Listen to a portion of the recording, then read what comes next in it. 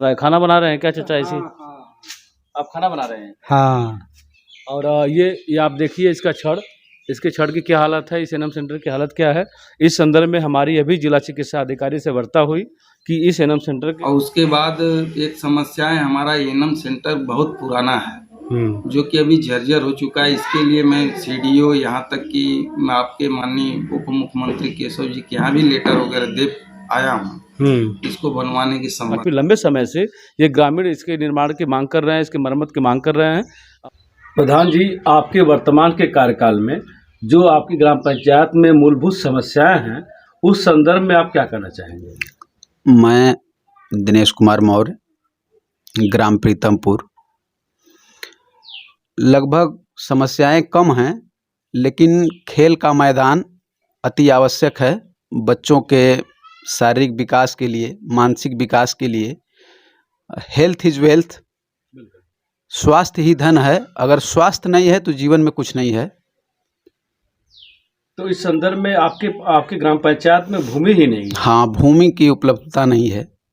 तो कहीं न कहीं अगर भूमि नहीं है तो फिर इस पर सांसद जी या विधायक जी कभी इस संदर्भ में चर्चा नहीं, अभी तो चर्चा नहीं हुई है इस विषय पे, लेकिन अब विचार बना रहे हैं कि नहीं, इस विषय पे बातचीत किया जाएगा।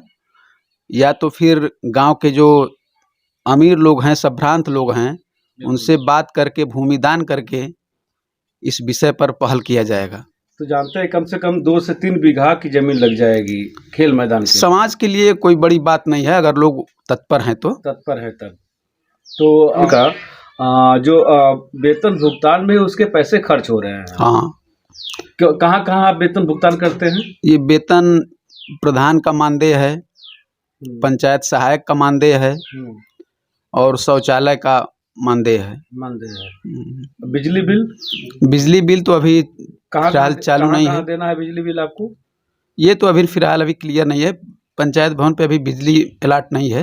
अच्छा, अगर हो जाएगी तो फिर जो प्रक्रिया रहे। शौचालय पर बिजली बिल, प्राथमिक विद्यालय का बिजली बिल, तो ये सारे बिजली बिल कहीं ना कहीं ग्राम पंचायत को अपने हाँ। तो आप लोग का परसेंटेज भी कहीं न कहीं कमजोर हुआ है ग्राम पंचायत। जी हाँ। इस संदर्भ में आप लोगों ने क्या प्रयास किया? हम लोग सरकार को इस बात से अवगत कराए हैं। देखिए आगे की प्रक्रिया क्या होती है। और ग्राम पंचायत में कोई ऐसी समस्या, कोई कुछ ऐसे कार्य हो जो कहीं न कहीं सांसद जी या विधायक जी के द्वारा ही उस कार्य को कराया जा सकेगा, क्योंकि बजट बड़ा है उसका। गांव में थोड़ा सा अगर बारात घर वगैरह बन जाए तो समाज के लिए अच्छा होगा। यहाँ आबादी में किस जाति का बाहुल्य? जाति में मौर्य बिरादरी अधिक है। मौर्य बिरादरी? हाँ, मौर्य बिरादरी। और यहाँ आवास लगभग कितना आया था आपके यहाँ, आपके कार्यकाल में? छोटा गांव के हिसाब से आवास बन ही जाता है, 5 साल में 2-4 ठो, बस 2-4 ठो आवास आ जाता है। प्रधान जी, आपके ग्राम पंचायत की, आपके गांव में जल निकासी की समस्या है और कहीं न कहीं तालाब पर अतिक्रमण है, इस पर क्या कहना चाहेंगे आप? मैं ब्रिजेश कुमार मौर्य, ग्राम मोहम्मदपुर। हमारा जो ग्राम पंचायत मोहम्मदपुर है, जिसमें तालाबों पे इतना ज़्यादा अतिक्रमण होने के वजह से अब गांव का पानी कहाँ निकलेगा, समस्याएं इस तरह से हैं। और इसका हमने लेखपाल के द्वारा जांच कराया। जांच कराने के बाद इसको कोर्ट में भेजा गया। कहीं न कहीं मान के चलिए कि समस्या यह है कि कोर्ट से भी हम लोगों को फैसला जल्दी नहीं मिल पाने की वजह से अमृत सरोवर, अमृत तालाब जो मोदी जी का चल रहा है, उसको भी नहीं बनवा पा रहे हैं।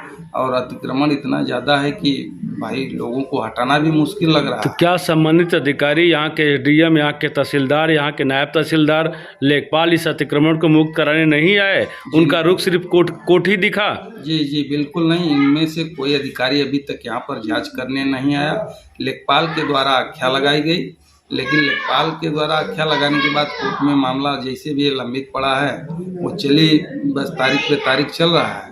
इस तरह से कोई मतलब उसका निर्णय नहीं होने की वजह से गांव का विकास भी रुका है। गलियों का पानी कहाँ बहता है? देखिए, ग्रामीण के गलियों का पानी किसी न किसी तरह मान के चलिए कहीं न कहीं निकालना होता है, रास्ता या खेत वगैरह, इस तरह से उनकी समस्याओं का हल किया जाता है। लेकिन समस्याएं इतना जाता है, उनके घर में भी पानी चले जाते हैं।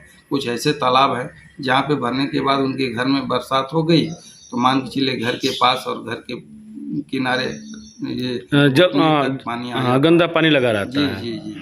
तो और आपकी ग्राम पंचायत में और कौन सी समस्या है जिसको आप रखना चाहते हैं? जैसे में एक तो मान के चलिए तालाब का अतिक्रमण हो गया, कार्रवाई नहीं, उनके यहाँ से लेटर डीएम के पास चला है, लेकिन डीएम के यहाँ साहब के यहाँ से कोई अभी तक हम लोगों को कुछ मिला नहीं कि नहीं हाँ आप इस पे काम करवाइए या काम किया जाए ताकि विकास होगा उनका। और कोई समस्या है ग्राम पंचायत की?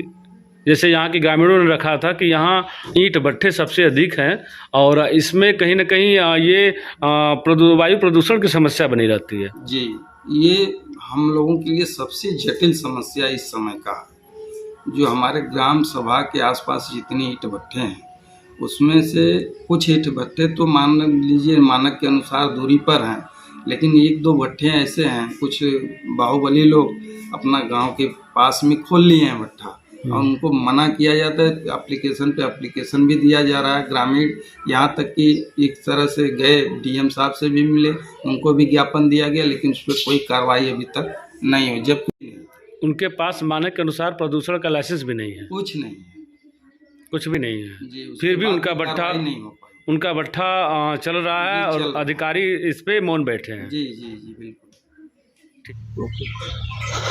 नमस्कार, यूनाइटेड न्यूज़ सर्किल में आपका स्वागत है। मैं सरोजीत। आज हम लोग मोहम्मदपुर ग्राम पंचायत में हैं और मोहम्मदपुर ग्राम पंचायत का ये एनएम सेंटर है। आप देख रहे हैं एनएम सेंटर में क्या चल रहा है, एनएम सेंटर में एनएम बैठती हैं कि नहीं बैठती हैं। आप ग्रामीण हैं, थोड़ा सा इसके बारे में अवगत कराएं। नहीं सर, तो नहीं बैठे हैं यहाँ पर इस समय। वो आते हैं मगर कभी कभी कभी कभी आते वो लंगे वो बैठते हैं। हैं। उनका घर कहाँ है? वो घर तो सैयद राजे रहते हैं। सजराजे रहती है। हाँ और इस एनएम सेंटर पे कभी कभार आती है। हाँ, आवे के जब तो रोज सुई लगानी होती है हाँ हाँ हाँ बेफे बुध बेफे के बुध बेफे के दिन ही आती है। हाँ। और इस एनएम सेंटर का ये ऐसी हालत है कि यहाँ बैठा जा सके? नहीं तो खुला है तो बैठे कैसे, जर्जर है, जैसे खत्म हो गया है, नहीं देख रहे हैं सब छड़ लौक रहा है इसका, सब दिख रहा है। आइए थोड़ा सा उसको दिखाते हैं। और इस एनएम सेंटर में आप यहाँ पर शायद रह रहे हैं। एनएम सेंटर में खाना क्या बन रहा है? खाना बना रहे हैं क्या चाचा? ऐसे आप खाना बना रहे हैं? हाँ। काफ़ी लंबे समय से ये ग्रामीण इसके निर्माण की मांग कर रहे हैं, इसकी मरम्मत की मांग कर रहे हैं।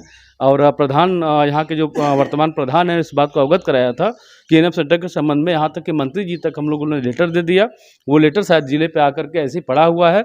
अभी तक इस एनएम सेंटर पे कोई कार्रवाई नहीं हुई और न ही इसका निर्माण कार्य चल रहा है, जबकि यहाँ के ग्रामीणों को यहाँ से बाजार कम से कम लंबी दूरी पर है, 7-8 किलोमीटर पर है। कितने किलोमीटर पर है? 7-8 किलोमीटर पर जाएगा यहाँ सैयद राजे। सैयद राजा जो है यहाँ 7-8 किलोमीटर पर है और यहाँ के ग्रामीणों को कहीं ना कहीं इस समस्या से प्रतिदिन जूझना पड़ता है। हम यहाँ पर मात्र 2 दिन बैठती सप्ताह में। किस किस दिन बैठती हैं? बेफे बुध के आती हैं, बृहस्पतिवार और बुधवार, ये 2 दिन एनएम का रहता है। यहाँ पे आ जाती हैं, आती है कि नहीं आती हैं? ये आती हैं। और ये आप यहाँ देखिए थोड़ा सा यहाँ किस तरीके से खाना बनाया जा रहा है और ये देख करके प्रतीत नहीं होता है, धुआं है इसमें, और कि यहाँ कोई बैठता भी होगा। और साथ साथ ये हॉल है। इस हॉल को आप देख रहे हैं, क्या स्थिति है इसके छत की। और इस छत के वजह से ही कहीं ना कहीं यहाँ एनएम बैठने से डरती हैं कि कोई अनहोनी ना हो जाए उनके साथ। और यहाँ पे कोई दरवाज़ा भी नहीं है।